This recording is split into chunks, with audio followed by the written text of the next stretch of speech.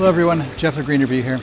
Let's talk about backyard water garden styles. If properly designed and maintained, backyard ponds and water gardens can offer tranquil refuges that lower stress and enhance the beauty of your landscape and the value of your property at the same time.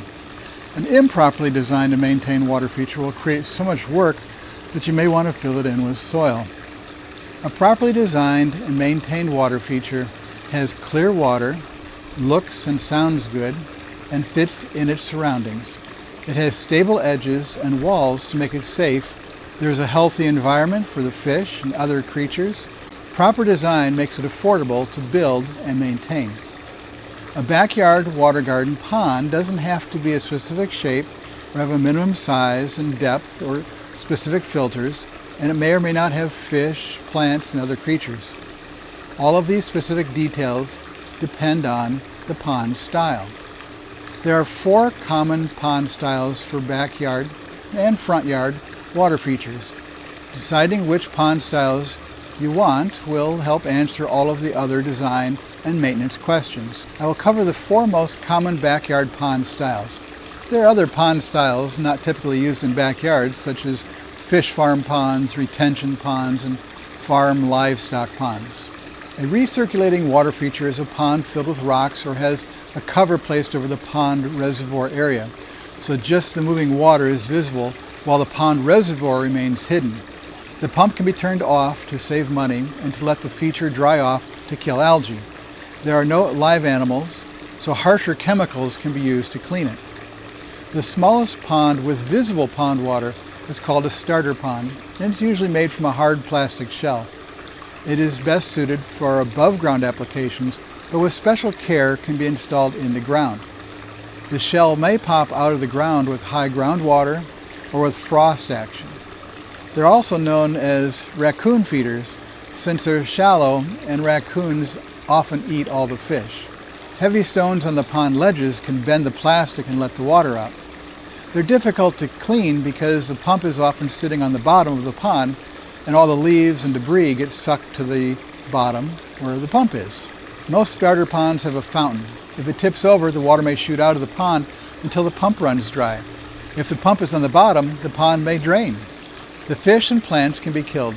The pump should sit on a shelf so that the pond won't run dry if the fountain drains the pond. A row of flagstones around the pond edge looks ugly, and it separates the dry land from wetland and can be unsafe if people step on the overhanging edge. The next step up is the basic water garden, which is mostly for plants and a few small fish.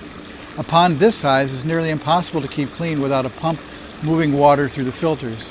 They are easy to clean when a skimmer is installed, as the pump sucks the debris to the skimmer filter material outside the pond. A short waterfall and stream are often installed with the pond. Rocks and gravel are part of the filter system and allow for more plants to grow along the pond edge. Larger water gardens can be built wider and deeper. They can house larger fish and more plants. They may have more than one pond level. Like in this case, we have 3 different pond levels here. They're connected by a little bit of a stream, but you can have longer streams. One level may have mostly fish, like the one down here, and another level mostly plants, like the top one. The entire system may run on one pump, or it may have multiple pumps and skimmers. The much deeper and often much bigger koi pond is designed to effectively care for large fish. Koi ponds often have no shelves, no plants, no rocks or gravel, and may be more than 5 feet deep. They're often built out of concrete to stabilize the side walls. Extensive filter systems are often housed in small buildings behind the pond. A water garden may be built as an upper layer that connects to the koi pond via a stream. That way plants and fish are separate. So what's this mean to me? It's hard to know exactly how big of a pond and how what shape it is that you need to have in your landscape. A landscape designer will help with that. And it's also hard to know how many fish will fit in a pond. It will depend on what kind they are, how big they are, how much water there is, how well the water quality is maintained. At first, there should only be a few fish in the pond to make sure that the new filter system is working properly.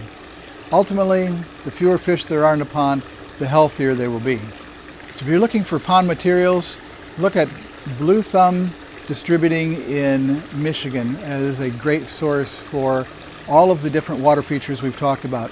The water feature that doesn't have any visible water but just has the fountain, the starter ponds, the basic water gardens, and the koi ponds all have materials available at that source.